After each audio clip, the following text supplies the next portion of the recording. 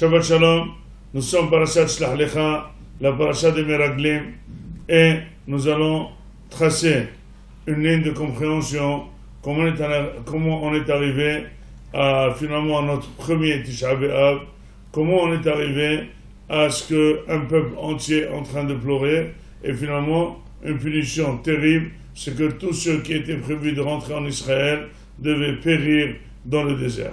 Finalement, comment on peut analyser profondément cette crise, ce manque de confiance en Akadosh Baruch Hu, cette déception, finalement, qui a amené à des pleurs que la Torah s'est marquée qu'ils ont été Bochim Bechiyash Hinam, un pleur pour rien. Il leur a dit, vous avez pleuré pour rien, vous allez pleurer pour toujours, pour toute la vie. Et finalement, avec beaucoup de tfilot, au lieu qu'ils meurent tous en un jour, Akadosh Baruch Hu a accepté de répartir leur mita sur 40 ans. Et ça, c'est vraiment le chesed dans l'affaire. Mais finalement, comment ça se fait quand Am Yisraël a perdu entièrement confiance? Dit le Meshach Chochma, nous allons tracer la ligne du Meshach Chochma. Dit le Meshach Chochma, finalement, le vrai fautif, c'est Moshe Rabbeinu. En quoi sera fautif Moshe Rabbeinu? Quand on a fait une commission de 70, il y avait deux qui n'étaient pas compris dans la commission, ils s'appelaient Eldad et Medad. Cette commission était amenée à organiser la distribution de la viande dans Am Israël, dans la paracha qui précède.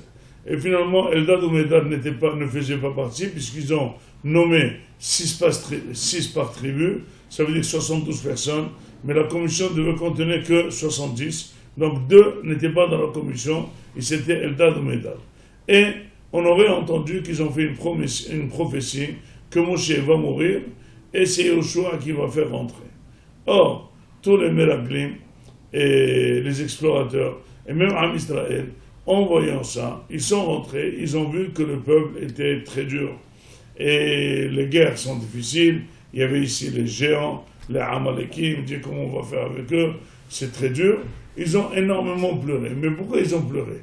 Ils ont dit, puisqu'on a entendu officieusement que Moshe va mourir, on va rentrer avec Yoshua. Yoshua n'a pas beaucoup de sruyot. Yoshua n'est pas capable de mener une guerre terrible. Donc, ça va aller à la fiasco. On va mourir là-bas. Au lieu de mourir par le Oyev, par l'ennemi, il vaut mieux retourner en Égypte.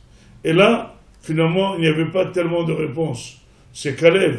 Finalement, il y avait 2 personnes qui étaient positives, Kalev et Yoshua Benoun. Yoshua ne pouvait pas prendre la parole. Qu'est-ce qu'il va dire? Non, c'est pas la peine, ça ira bien, moi je pourrais capable. Ça se fait pas. Il va se défendre, ils vont rigoler de lui.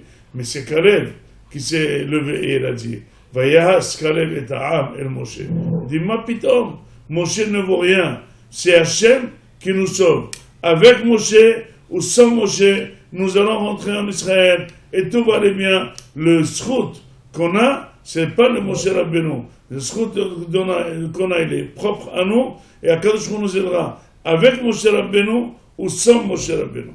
Finalement, Moshe leur dirait, moi, c'est vrai que j'ai fait une faute de donner un coup à la roche pour sortir de l'eau, au rocher, au lieu de lui parler.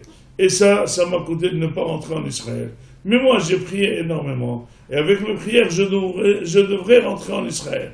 Mais a dit à Kadosh Baruch Hu, finalement, puisque ce peuple, il t'accorderait une force, n'importe laquelle, et finalement, ils vont dire que tout ce qui se passe, c'est grâce à toi, donc tu pourras en aucune manière rentrer en Israël. Il leur dit, moi, à Am Israël, si je ne suis pas entré en Israël, c'est à cause de vous, parce que vous m'avez accordé une force spirituelle une grande, et finalement vous allez vous tromper que c'est moi qui fais les miracles, et ce n'est pas le cas. En d'autres termes, quelle est la morale de la paracha?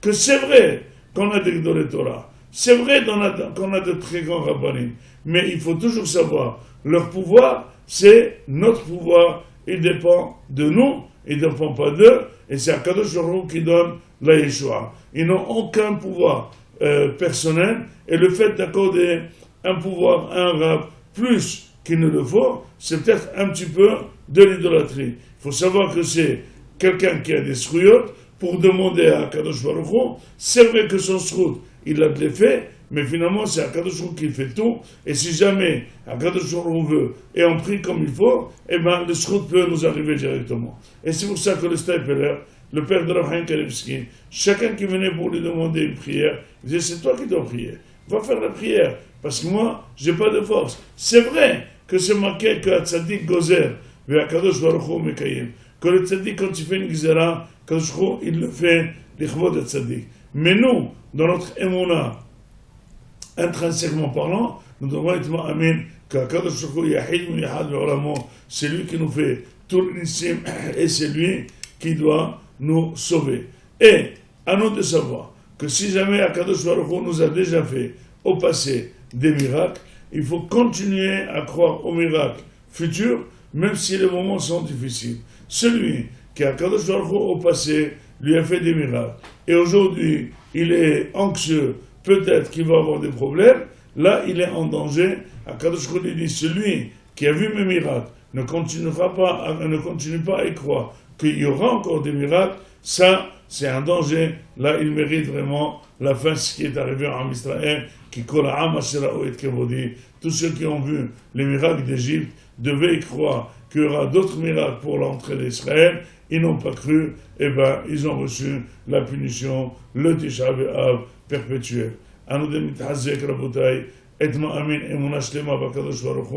Qu'il est capable que tous compris Mikolalev et lui demander, Akadosh Baruch Hu peut nous faire la grâce, il peut faire les miracles, et il a beaucoup d'intermédiaires pour le faire. Notre Emouna et notre Bitahon est la seule source des miracles et des Yeshuot. Shabbat Shalom.